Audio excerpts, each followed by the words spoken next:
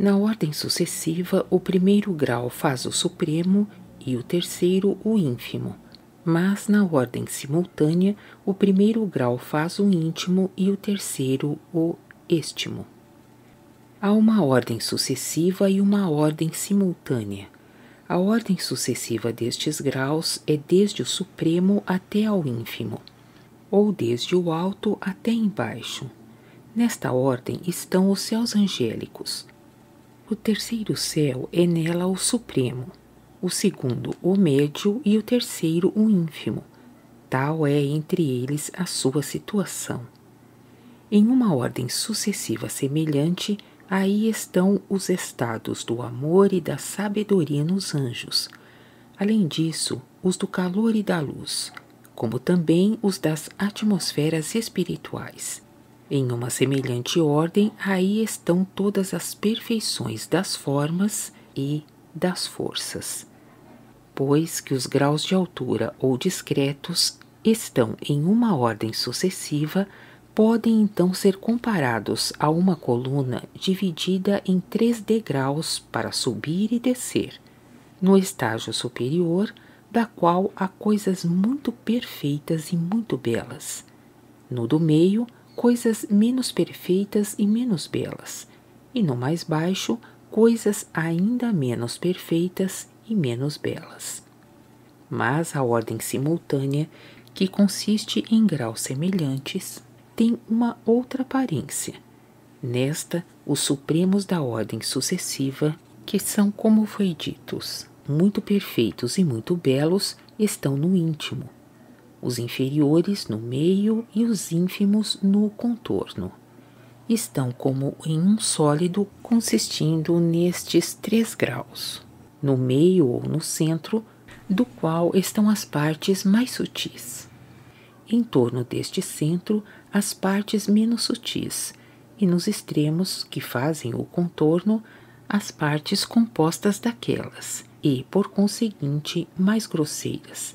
É como esta coluna de que se acaba de falar, se achatando sobre um plano, da qual o supremo faz o íntimo, o médio faz o meio e o ínfimo faz o extremo.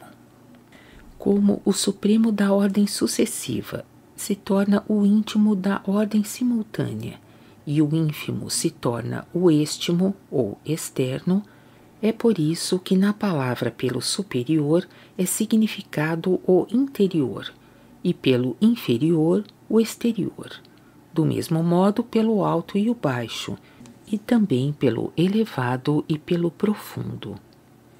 Em todo o último há os graus discretos em ordem simultânea.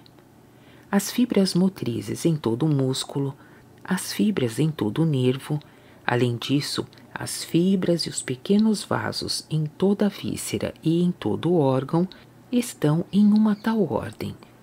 Intimamente, há neles as partes mais simples, que são as mais perfeitas. O estimo externo é o composto delas. Há uma ordem semelhante destes graus em toda a semente e em todo o fruto. Além disso, também em todo o metal e em toda a pedra. Tais são suas partes de que resulta o todo. Os íntimos, os médios e os estmos das partes estão nestes graus, pois são sucessivas composições ou sucessivas reuniões e grupos provenientes do simples, que são suas primeiras substâncias ou matérias. Em uma palavra, há tais graus em todo o último, assim em todo efeito. Pois todo o último se compõe de anteriores, e estes se compõem de seus primeiros, e todo efeito se compõe da causa e esta do fim, e o fim é tudo na causa, e a causa é tudo no efeito, como foi demonstrado acima. E o fim faz o íntimo, a causa o médio e o efeito o último. Que se deu mesmo com os graus do amor e da sabedoria, do calor e da luz, e também com as formas orgânicas das afeições e dos pensamentos no homem, ver-se-á no que segue.